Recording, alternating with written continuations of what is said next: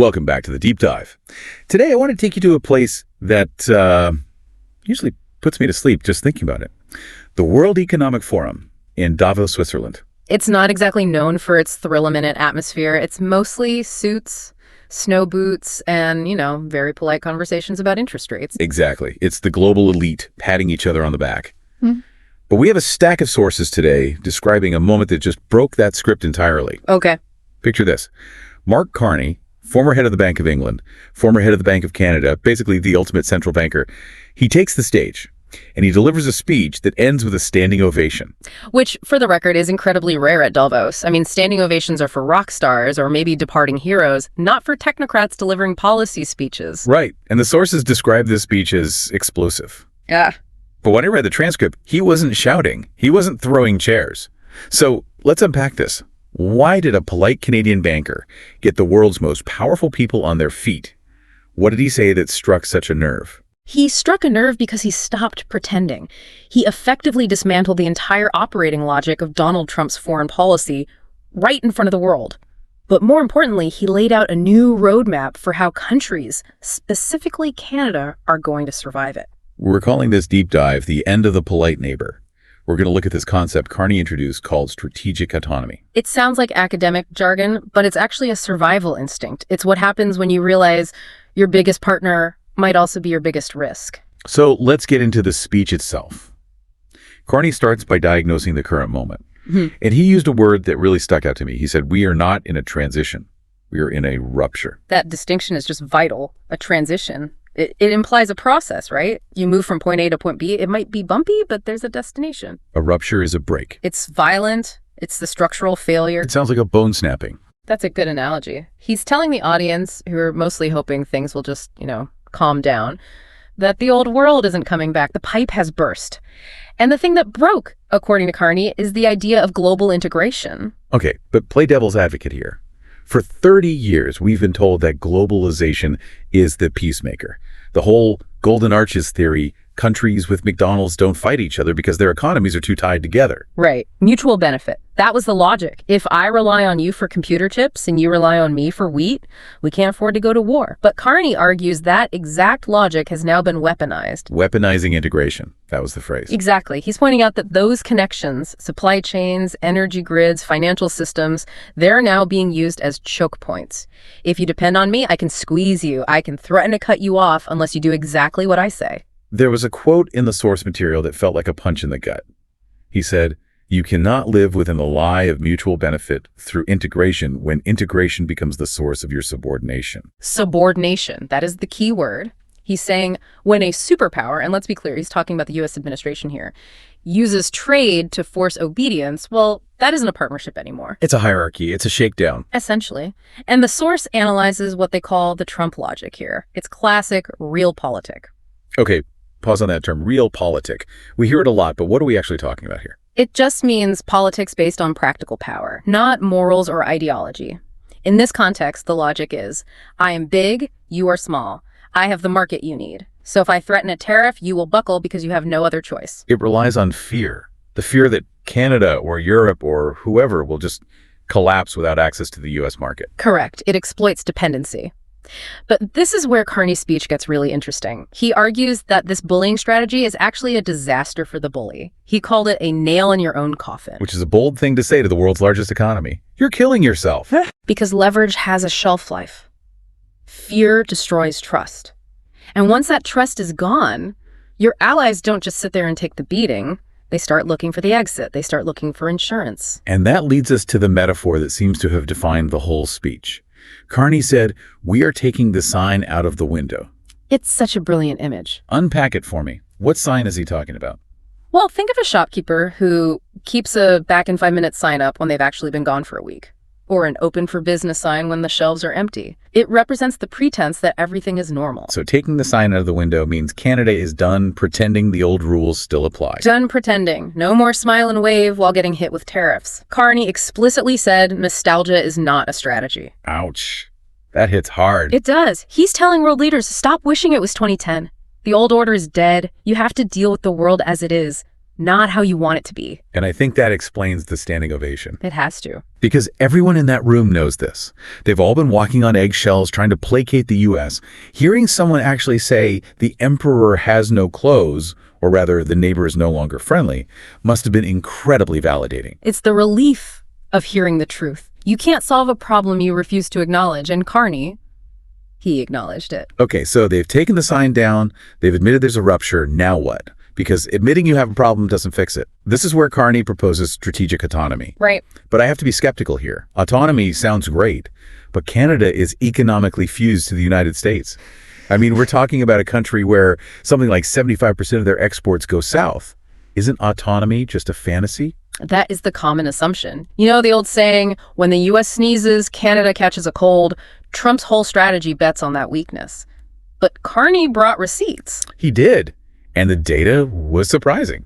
He went straight for the economic jugular. He pointed out that since the tariffs were applied, Canada has actually created more jobs than the United States. Hold on. I need you to clarify this because it sounds impossible. The U.S. has 10 times the population. Are you talking per capita? No. The source material is very specific, in absolute numbers. In absolute numbers. That doesn't make any sense. How is that possible? It's a stunning statistic. Yeah. And the source attributes it to the difference in strategy.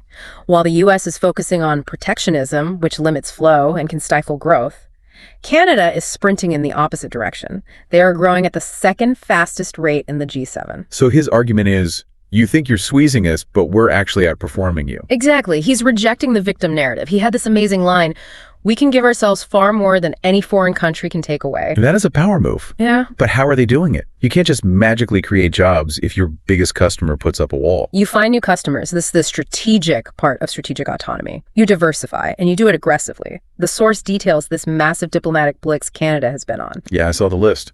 12 trade and security deals in 6 months. 6 months. That is speed dating on a global scale. I mean, Yeah. Usually trade deals take a decade. It shows the urgency. And they aren't just talking to the usual suspects like the UK or France. They're signing deals with partners on 4 continents. They're negotiating with India, with Asian nations like Thailand and the Philippines, with Mercosur in South America. And even re-engaging with China and Qatar. It's what Carney calls buying insurance. If you rely on one customer for 80% of your business, they own you. But if you can get that down to, say, 50% by opening doors in Asia and South America, you dilute their power. So if the U.S. threatens a tariff, Canada can say, okay, that hurts, but we have 12 other doors open now. Precisely. It gives you the ability to say no. And that is Carney's definition of sovereignty in this new world. He defined it as the ability to withstand pressure. I really like that definition. It's not about being an island. It's about being sturdy enough that you can't be pushed over. Right. But economic pressure is one thing. The speech then took a turn into something much darker. The Arctic. The Arctic. You can't talk about Canadian sovereignty without talking about the North. And this is where the polite neighbor really takes the gloves off. We have to bring up the elephant in the room. Mm-hmm. Or maybe the iceberg in the room. Donald Trump's previous interest in buying Greenland. Right. And when that happened a few years ago, late-night comedians had a field day. It sounded like a joke. But the source makes it clear. In Ottawa, nobody was laughing. Because it revealed a mindset. Exactly. It revealed that Trump views sovereignty as a transaction, like real estate. Mm-hmm. I have money, so I can buy your territory. And Carney addressed this head on. He said, Greenland is not for sale. And then he added, tariffs are not diplomacy. He's drawing a very hard line there. Yes. And this all ties into NATO. We've heard the criticism for years that NATO members, including Canada, are freeloaders. They pick and choose which rules to follow and rely on the U.S. for defense. And Carney basically admitted that, didn't he? He said NATO is facing a test. He did. He acknowledges you can't treat a military alliance like a buffet, taking the security but ignoring the bill. But here is the shift. Canada isn't just promising to spend money to make the U.S. happy. They are spending money to protect themselves from the instability. Boots on the ice. Yeah. That was the phrase used. Yes. The source lists specific investments. Over-the-horizon radar to see missiles coming over the pole, new submarines, new aircraft. This is hard power. It sounds like they are militarizing the North. They are securing the flank. Climate change is opening up shipping lanes. Russia is active there. And now the U.S. is unpredictable. Canada is realizing the Arctic isn't just a frozen wasteland, it's their front door. And the lock is broken. You mentioned they were collaborating with the Nordic Baltic 8. I'll be honest, I had to look that one up. You are not alone. It's the Nordic countries, So Sweden, Finland, Norway, Denmark, Iceland, plus the 3 Baltic states, Estonia, Latvia, Lithuania. And why them specifically? Because they are the canaries in the coal mine for Russian aggression. They know what it's like to live next to a large, unpredictable superpower. By aligning with them, plus the UK and France, Canada is building a security web that doesn't rely solely on Washington. It's the same strategy as the trade deals. It's all about diversification. Exactly. Don't put all your security eggs in one basket. So, bringing this all together, Yeah.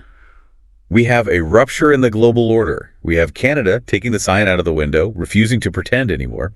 And we have a sprint for economic diversity and a military buildup in the Arctic. It's a complete pivot. But I have to ask, is this an anti-American speech? Because it sounds a lot like they are preparing for a divorce, or at least a trial separation. And that is the crucial nuance the source highlights. They argue this was not an anti-American speech, it was an anti-chaos speech. Distinguish that for me. Anti-American implies you hate the country, the people, the values. Carney was very careful to praise the history of the alliance. But he is rejecting the chaos of the current policies. He's rejecting policy by tweet. He's rejecting the instability. So he's saying, we love you, but you're acting crazy, and we need to protect ourselves until you settle down. Essentially, he's saying, we value order, and if you won't provide it, we will build it ourselves. Which brings us to the so what for our listener. Because most people listening aren't prime ministers. They aren't buying submarines. But this concept of strategic autonomy, it feels personal. It is deeply personal. It's a lesson in resilience. How so? Well, think about your own life, your career, your industry. If the rules of your workplace suddenly break, if your boss becomes erratic, or AI disrupts your entire field, what do? You can't just rely on nostalgia. You can't just sit there hoping it goes back to how it was. Exactly. You have to take the sign out of the window. You admit the situation has fundamentally changed. And then you diversify. You build new skills. You network with different people. You create a savings buffer so you have options. You make yourself unsqueezable. You give yourself the power to say no because you have other options. That is what sovereignty is, whether you are a nation state or a graphic designer. I love that. It turns a scary geopolitical concept into a life strategy. Instead of complaining about the pressure, you build the strength to withstand it. Precisely. Before we go, I want to leave the listener with one final thought that the source hinted at. It's a bit of a provocation. We've talked about Canada building a fortress of autonomy. A world of fortresses. Right. Trump's strategy acts on the assumption that if he applies pressure, the other side will fold. But Carney has just provided a blueprint for what happens when a country chooses to withstand that pressure openly. So the question is, what does the world look like if more allies adopt this fortress mentality? What if Europe, Japan, South Korea, Australia, what if they all decide to stop being polite? You end up with a fragmented world. A world where everyone is wearing armor. Exactly. And in a world where everyone is wearing armor, global trade becomes harder. Cooperation on climate change becomes harder. The internet itself might even splinter. And the U.S. might find that by trying to squeeze its friends for a better deal, it simply pushed them away for good. They might find that when they finally decide to put the sign back in the window, nobody stops to look anymore. That is a fascinating and honestly a slightly terrifying world to imagine. A neighborhood where everyone has installed high-tech gates and just stopped answering the door. Indeed. It's a very different world. Well, on that cheery note, we hope this deep dive gave you a new perspective on what's happening on the global stage. It's not just politics, it's a fundamental shift in how the world operates. It's a rupture. Thanks for listening. Go build your own strategic autonomy, whatever that looks like for you. We'll see you in the next deep dive.